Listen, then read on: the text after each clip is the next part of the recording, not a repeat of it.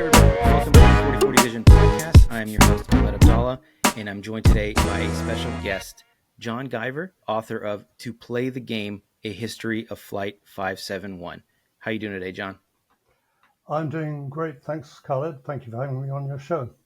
Yeah, thanks for coming on. So for those of you not familiar with Flight 571, this is the story of a flight chartered by an Uruguayan rugby team that crashed in the Andes Mountains in October 1972. This accident and the subsequent survival became known as the Andes flight disaster, or the tragedy of the Andes, or the miracle of the Andes. It's been made into a number of feature films and documentaries and all kinds of other media. So that's actually a good segue to my first question to you, John, is what inspired you and how did you get involved in retelling this story of what I guess to me it's more of a miracle of the Andes after reading. I'm sure there's a lot of tragedy, but we can focus on the positive. So what inspired you to retell this story? Well, 2 years after the accident, a book came out called Alive by English author Piers Paul Reed. And I probably read that book in the mid 80s. It was the authorized account, and I was absolutely fascinated by it. It's an astonishing story, so many facets that we'll get into some of those. But it's a very close rugby team. And I always felt there was something a little bit missing from that authorized account. And that was that, there were 40 passengers, many of them very close friends, and only 16 survived after 72 days on the mountain.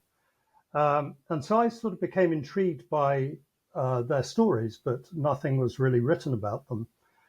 And then fast forward to 2013, I had a bit of disposable income. I saw that there was an expedition to the site of the accident by an American mountaineer, together with one of the survivors. So I signed up for this. It was in January 2013. Incredible trip to see this iconic place where they spent all this time surviving. And I got to know the survivor, quite well, and a guy called Eduardo Strauch. Through him, I started to meet other people. I went again in 2015. And gradually, I started meeting people within the community. So I met all the survivors, except one, and good friends with many of them. But what really interested me was meeting people, the brothers and sisters of people who died on the mountain, because they'd really never talked about the story. Yeah. So that was sort of one thread that got me interested. The other thread was I translated a couple of the survivors' memoirs from Spanish to English. And as part of that, I contacted Piers Paul Reed, who wrote the book Alive. And he was very kind and supportive of my project. And he gave me special access to his archival material, which was very, very rich. And he had interviewed many people back in a couple of months after the accident.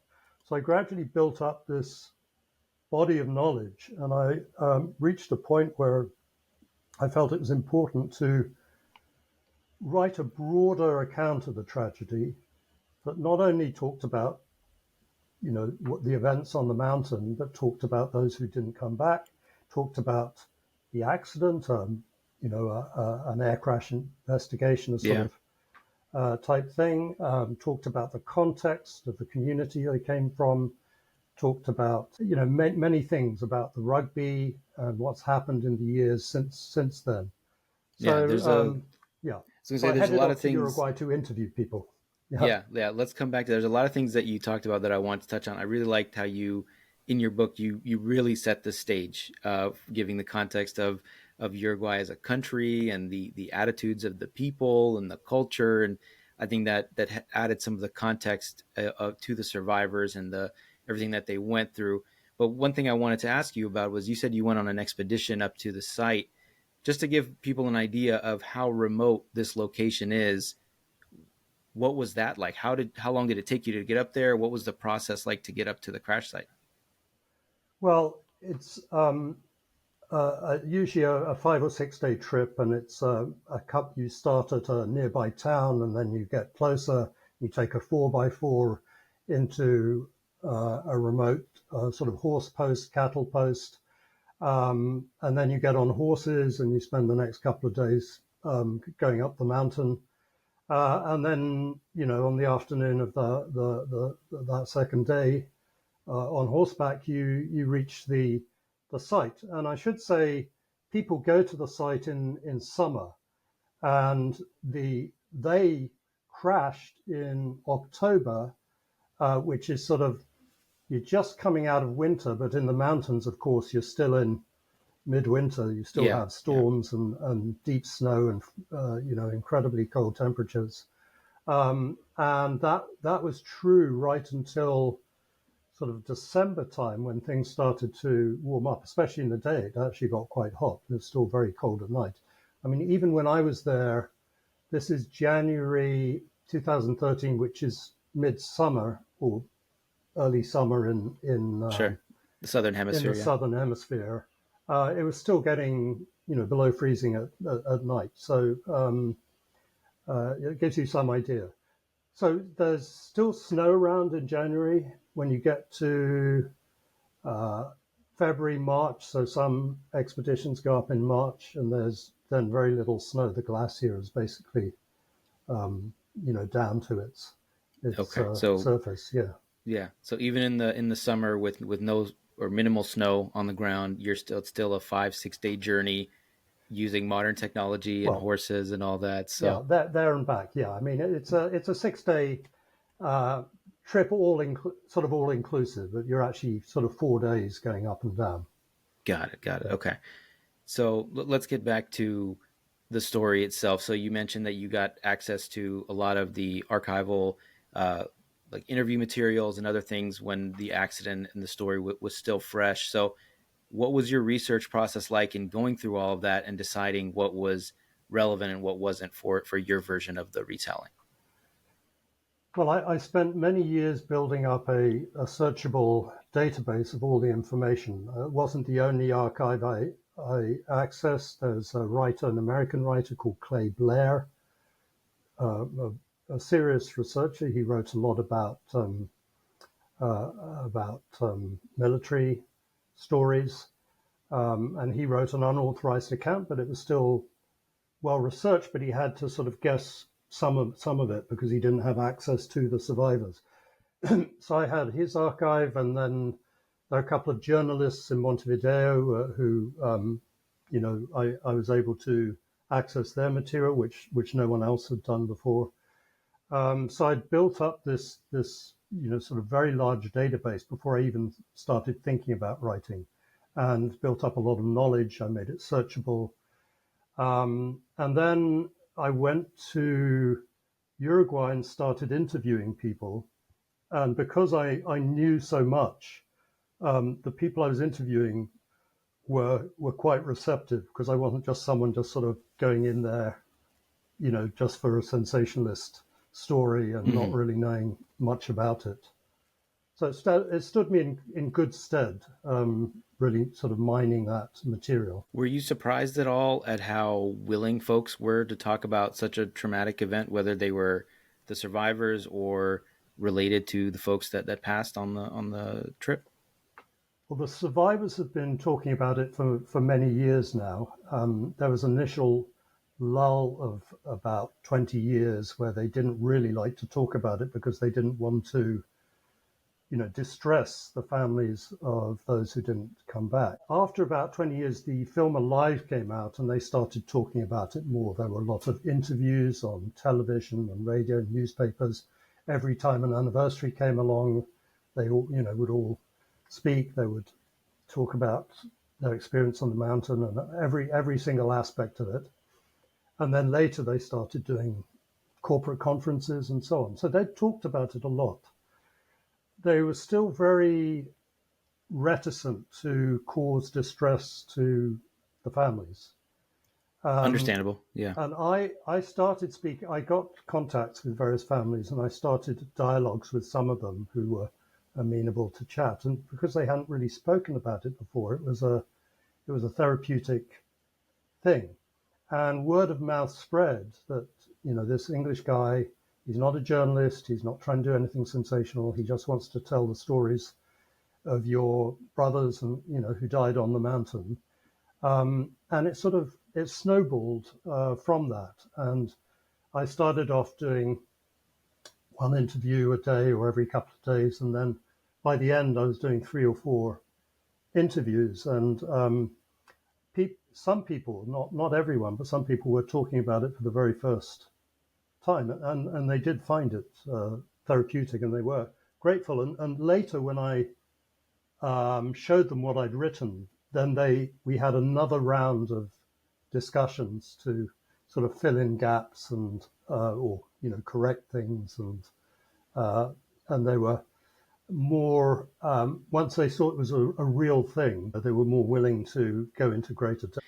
And you've hinted at this, that the fact that you focused a lot on those that didn't survive is what sets your retelling of the story apart from some of the other accounts. So why did you make that choice to focus on that? Well, first of all, I just want to qualify that in that I wanted to write a comprehensive history Sure, sure. that balanced the story. So part of that balance was talking about the families of the dead. Part of that balance was talking about the Chilean rescue forces and people who risked their lives doing the searches. And there were many other parts of that comprehensive account. I wanted to write a history for future generations.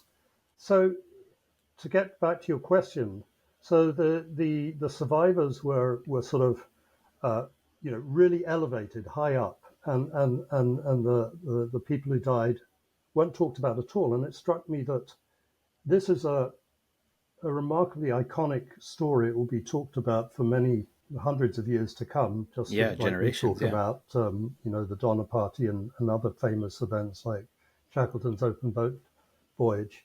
And because it's such a story of such interest, and the generations are getting to an age where, in 20 years' time, then you won't be able to speak to anyone who remembers the events, of remembers the day-to-day happenings during the 72 days, the events beforehand, the events afterwards. And so I felt it was very important for history to balance that history by talking to those people. Mm-hmm.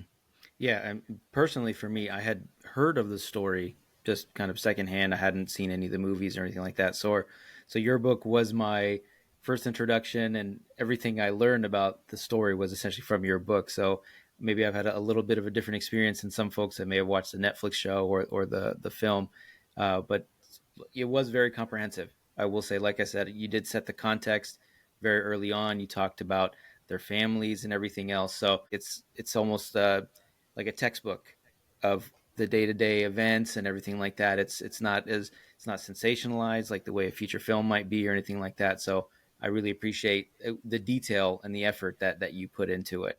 Well, Uh, thank you. Yeah. I mean, it's definitely a book, I think, there are some good books out there alive I would recommend people read, and Society of the Snow and their various memoirs. But this is sort of more a reference book, although I try to tell the history in a, approachable way. It's not dry, I don't think, but it is quite no, no, detailed. not at all. Yeah, and you do a great job of humanizing these people and fleshing them out as full. I mean, not characters, but in the context of telling a story, they are characters in the story. So you Yes. really do get to know them. You get to know their childhoods and their motivations and things like that, like why they took this trip and how they interacted with each other and everything like that. So let's talk about the rescue process and all that. So you said you also interviewed the rescue crews and other folks that were involved. So what was that process like? And are they more willing to speak on it? Well, it seems like everyone was willing, but were they also very willing to share their side of the Well, story? here's where I sort of lucked out, because I was writing my book and I was very worried about that part of the story because I didn't have first-hand materials. And a journalist from Chile contacted me, And he said, John, Guillermo, I hear you're writing a book. Well, I'm writing a book also for the 50th anniversary. I want to come over and speak to you. He also wanted to come over and meet Piers Paul Reed. He wanted to see some of the archival material and so on. So I said, okay, come over, we'll chat. And what he had done is he had done these interviews, and he uniquely had interviewed almost every living protagonist on the Chilean side of the story. And that was Air Force, it was mountaineers and Andinistas, it was journalists, it was rugby players, um, the whole host of people, army people, police, and so on. And he'd interviewed them all, very, very nice interviews. Um, anyway, we discussed for a bit the possibility of joining forces for the book because he had this precise material that I didn't have and I didn't know really how to get. Um, so we talked about joining forces, and I thought about it, and basically I said to him, look, when I spoke to the families, I said, I'm going to keep complete editorial control over this book. So you don't need to worry about anyone else, pushing stuff into it, sensationalizing it. So I said to Guillermo, I said, look, I can't do it. We can't join forces. So he then made a suggestion. He said, look, I'll give you my interviews. Brilliant, right? Very I'll give generous, you yeah. my interviews, but I want exclusive rights to the Spanish book. I will Okay. translate, or we'll translate together, and I will have rights in Latin America and Spain, everywhere where Spanish is spoken. And for me, that was, a no-brainer. I was sort of killed three birds with one stone, really, That's because probably, yeah, years of work yeah, off your yeah. plate right there. So that's how that fit in, and I mean, you can see. I mean, there's quite a lot of material about the rescue that and about the people involved that has never really appeared before. Hmm. And I want to talk about the maybe more sensitive, a little more shocking aspect of the story in the fact that they had to, in order to survive, they had to eat the flesh of their deceased friends and fellow passengers. What was the how did that story come out? First of all, because I would assume that that's not something that they would willingly share as soon as they got off the mountain. So, how did that story come out? What was the initial reaction to it, and how have things changed? How has the reaction changed since then? Okay, so when they were rescued, they did the first two young men who walked out of the Andes, a 10-day trek. They did speak to the rescue crews, and the rescue crews said, "Look, you shouldn't tell this immediately. Yeah, of But course. wait a bit, wait a bit." Okay. And so the first couple of days, nothing really came out, but there were hints. There were some quite enigmatic remarks in the newspapers, and I think it had leaked, but the press were actually quite good about it because nothing had been explicitly said. I think the very first um, mention was in a Peruvian newspaper several thousand kilometers away. Hmm. It was sort of buried in some back, page in the middle of the newspaper. And then the next day, I think it was Christmas Day, was it? Everything came out, and there was mixed reactions. There was, some sensationalist headlines like "May God forgive them," and there were some milder ones. The Catholic Church weighed in, saying it was an appropriate thing to do in extreme circumstances. Um, but there were some journalists who were kept on sort of pushing things and making insinuations that they hadn't, used the bodies of their dead friends. They'd actually, had killed them. But and there Wow. were sort of some insinuations like that, which were absurd. And so they stopped talking about it, and they said, "Look, we're not going to talk about it anymore until we get back to Uruguay," because they were rescued into Chile, and they stayed for uh, 4 or 5 days in Chile in Santiago. So on the 27th of December, they got back to Uruguay, to Montevideo. They called a press conference. The world's press converged, and this was televised and sort of, in various places.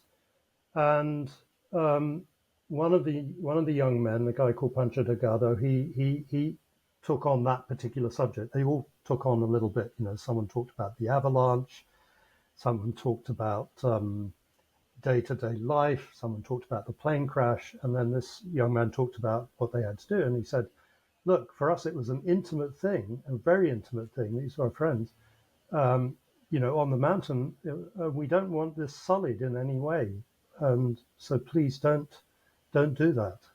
Hmm. And the sort of assembled world press was sort of silenced, and there were no further questions after that point. So yeah, I think it actually in the end came out quite well. But of course, it's always a topic of discussion. I mean, you're asking me about it, but there are journalists who sort of make a point of that's the only thing they want to talk about, and that's not I think the survivors are used to it by now, but they're talked about all aspects.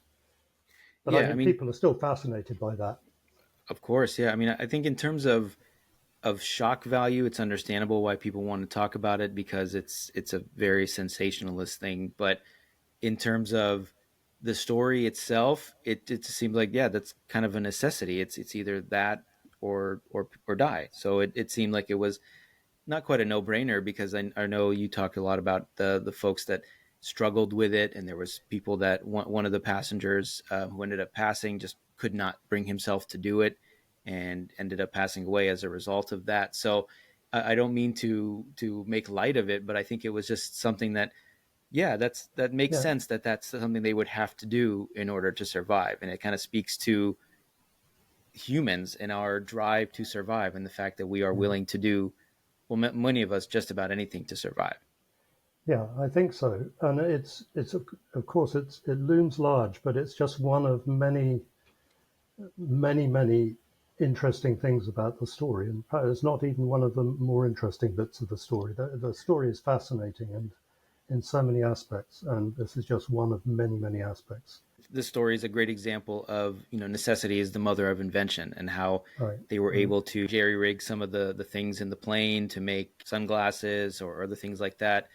Which of those inventions, so to speak, did you find the most interesting? Well, I think putting up hammocks for the wounded to lie in took quite a lot of ingenuity and quite a lot of guts. But there were these straps and rods and so on that were used when the plane was purposed as a cargo plane, and they were able to rig up this sort of second floor in the fuselage. The fuselage was, maybe I should go back to say what happened in the accident, because the plane hit a ridge.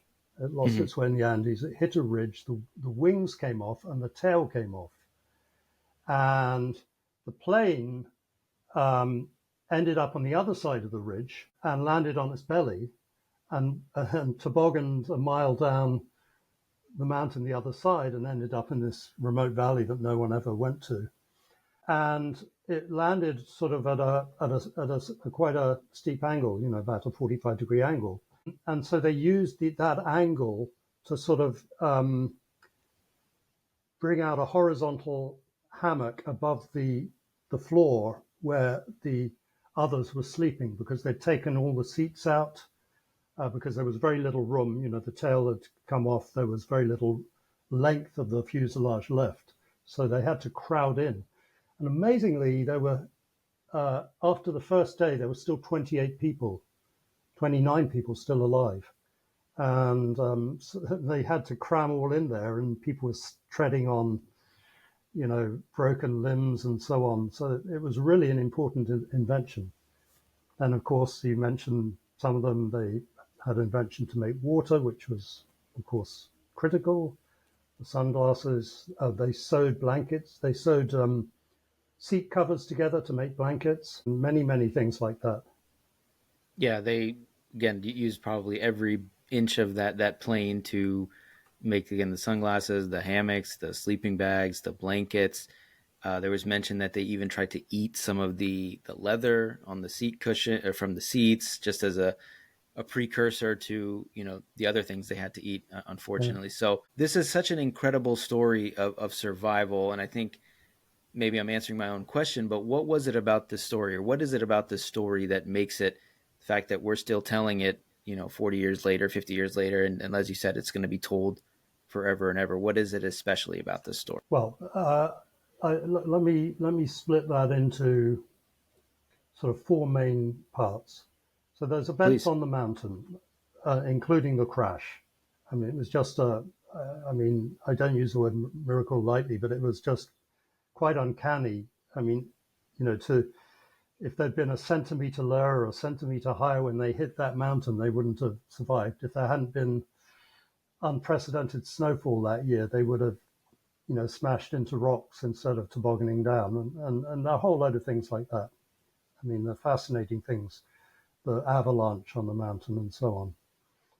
That's all been very well covered by many books. I mean, I write about it, of course, in my book because I wanted to write a complete book, and I bring some things that haven't been spoken about before and give some different perspectives and so on. There was the whole rescue effort, and that is a story in itself, because not only the rescue crews on the Chilean side and also the Argentinian side, but also the parents never gave up hope, and they were still searching 2 months after the accident, and they were renting light planes, they were contacting mountain people, going up into the mountains, trying to find their sons. So that's an astonishing story. There has been a book that's only appeared in Spanish that's been written about the parents' search. And then there's the community they came from. So I mentioned they were a rugby team. Definitely want to touch on that and how that aided Yeah, in the so, rescue effort and the survival effort as well. well, so let me give you a little idea about rugby in Uruguay at the time. Rugby was an amateur sport, I mean, as it was in much of Europe back then, and all of Europe, I assume. And it stayed amateur up to, I think, 2021. And the rugby teams, there was a first division and a second division. The teams really came from had two different sort of histories. You had teams that started off as different sports. So you had the Carrasco Polo Club, the Montevideo Cricket Club, and they eventually became rugby clubs. And by the time of the accident, they were well established as rugby clubs. The other ones came from old boys of schools that played rugby, and these were typically British or Irish schools. And so the old Christians, which is what the Uruguayan rugby team crashed in the Andes was called, were the old boys of a school that was informally known as the Christian. It's named Stella Maris, but it was known as the Christian. And it was run by Irish Christian brothers. And there was the British school, and there was a team called the Old Boys. Now, the Old Boys, the Old Christians, and Carrasco Polo were the three top teams in Uruguay from the late 60s right up to the current day. Okay, Wow. Okay. most international Uruguayan rugby players came from one of those three teams. They won like 65 out of the 75 championships since it's been going. So but they're all amateur teams, and the Old Christians very quickly saw success when they formed their club. They only formed in '64. By '72, they'd already won the championship twice. So this is the top championship in Uruguay for rugby. And to give you some idea of the school and how close this community was, of the 40 passengers on the plane, well, in 1960, 12 years before the accident, 26 out of the 40 passengers went to the same primary or middle school. Oh wow! So So they've known each other for you yeah. can imagine how closely knit this community was.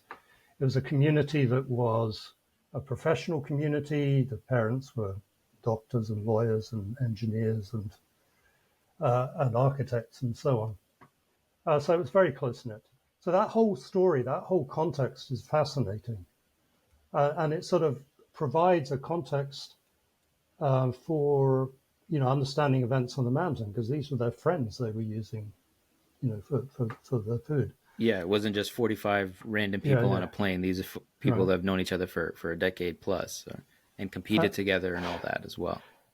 and then the final thing, and again, I want to touch on rugby here. I mean, there are many other aspects, but the final thing is that the the year after the accident, the Old Christians won the championship again, despite the fact that their Wow. team had been completely decimated.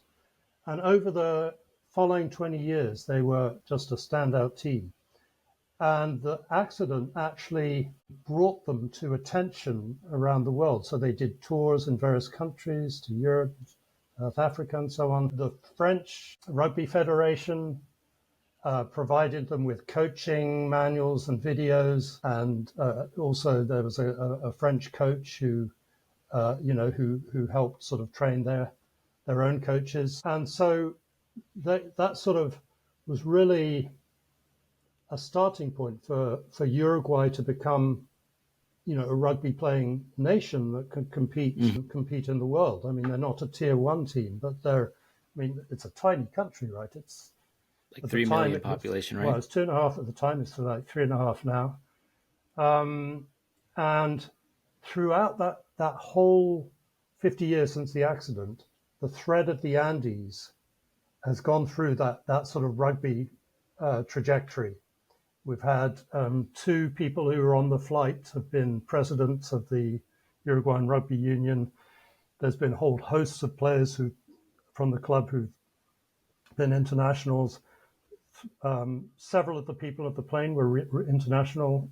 I mean, well, they played for their nation. They played for Uruguay, which at the time meant you played Argentina or Chile or Brazil, Hmm. but they were still playing for their country.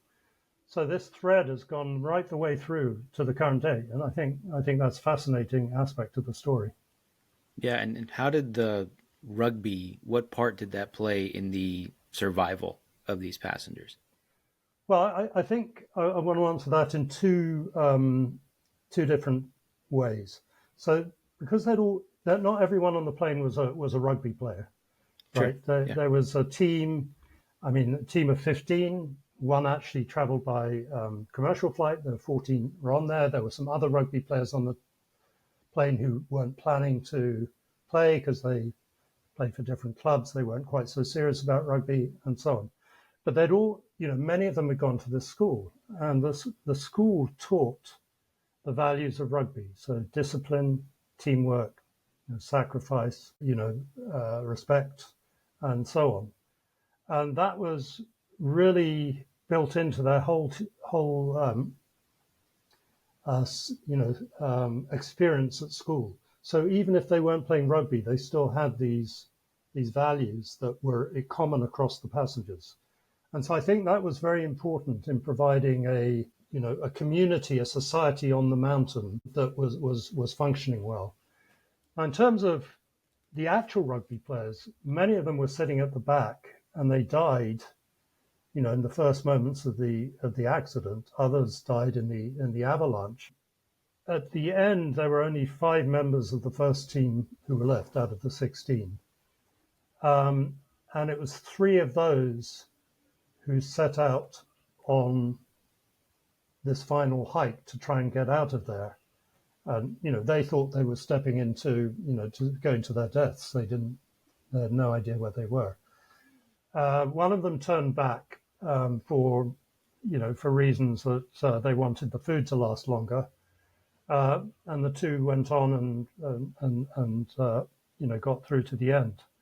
And so that I think their fitness of those 3 was paramount in finally getting back to civilization. There was, I believe, the captain of the team took a leadership role at the crash site. Do you think that kind of pre-established hierarchy helped them survive at least because they were able Oh, definitely. I to mean, establish someone? he was very, very important. There were three people who were immediately sprang into action.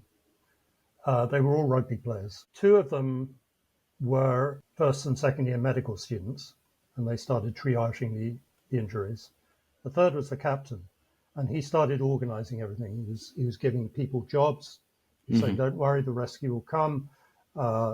Take you people take the seats out. You people, sit with this injured person, or we, take a body, someone who's died, out of the fuselage. Let's, try and get organized before night falls because it was late afternoon when it crashed."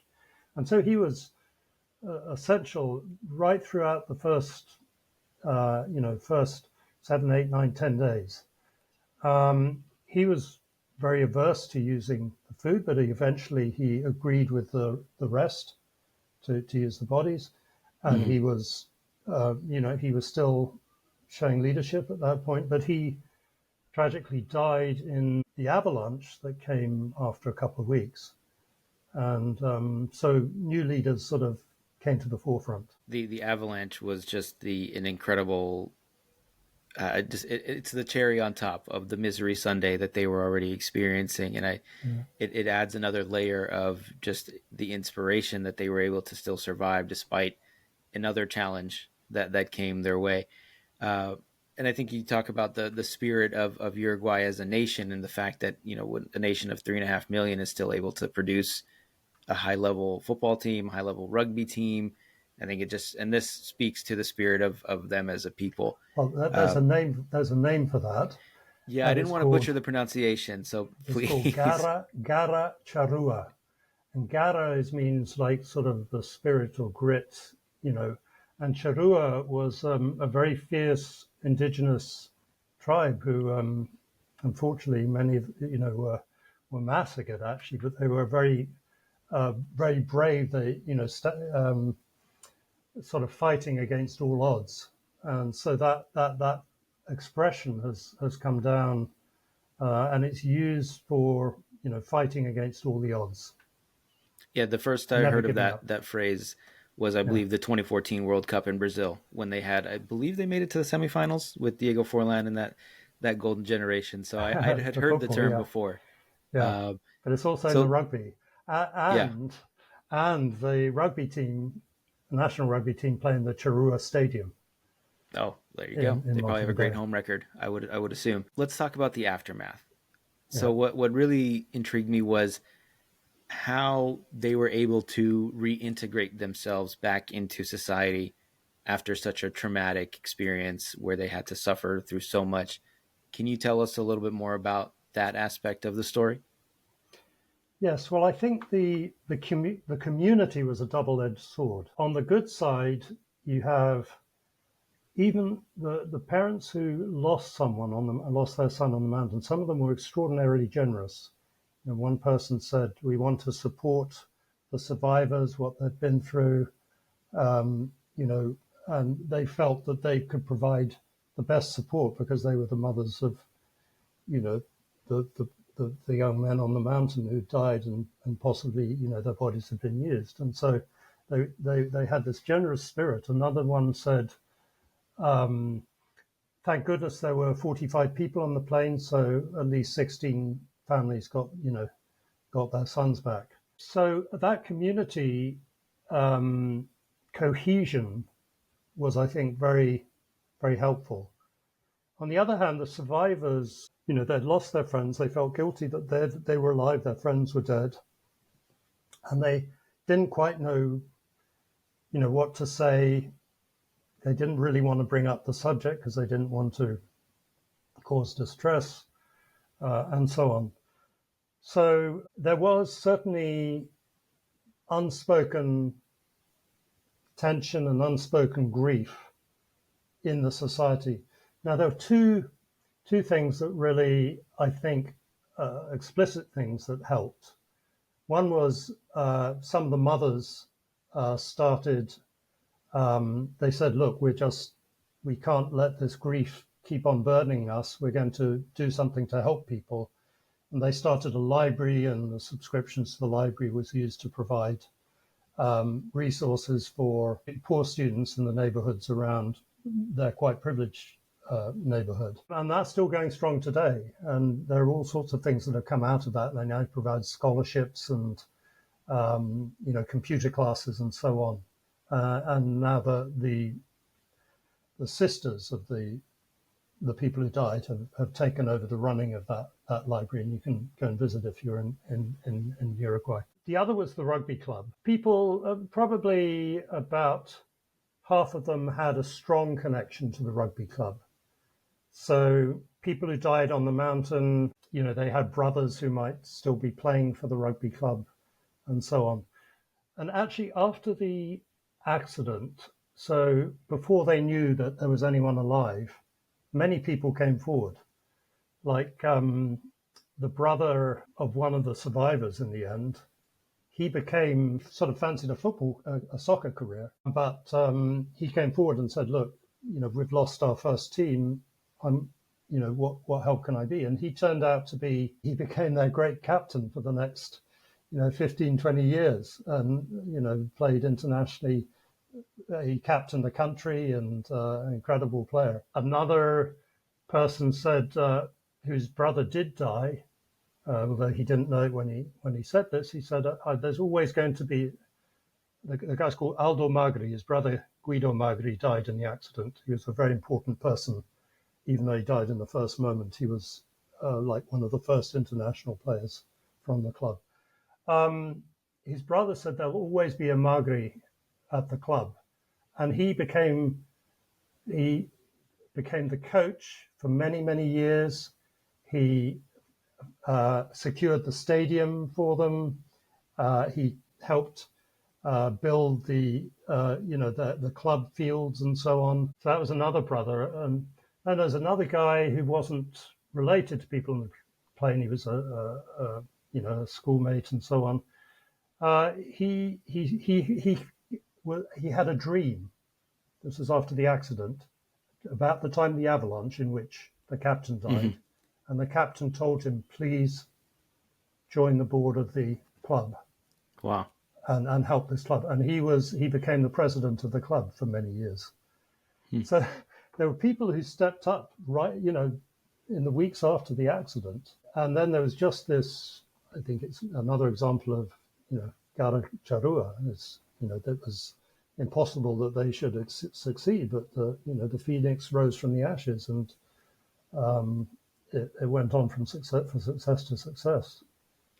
Yeah, I mean, this is an incredible story about overcoming the odds. The Gara Charua that you mentioned, it's just an incredible story, and I think for a lot of people who may have already been familiar with it, unlike me, your book is an incredible addition to that, because it gives so much context and so much further detail that you probably can't find in a 2-hour movie or something like that. So Where can folks find your? Well, if you go to my website, which is johnguiver.org, that's JOHNGUI for Victor ER.org, and there's a books tab there, and you can see either links to Amazon, or to, if you're interested in a Spanish version of the book, or you want a digital version of the book, it's on Google Play, not on Kindle, I'm afraid, but it's on Google Play. There are also the couple of the memoirs I translated. It gives details of those there. So that's sort of a central place to go.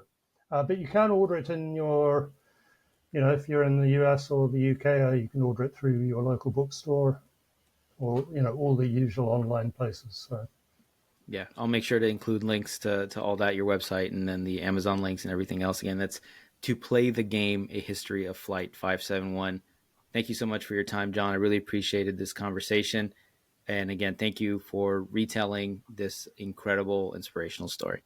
It's my pleasure, Khaled. Thank you very much for having me on your show.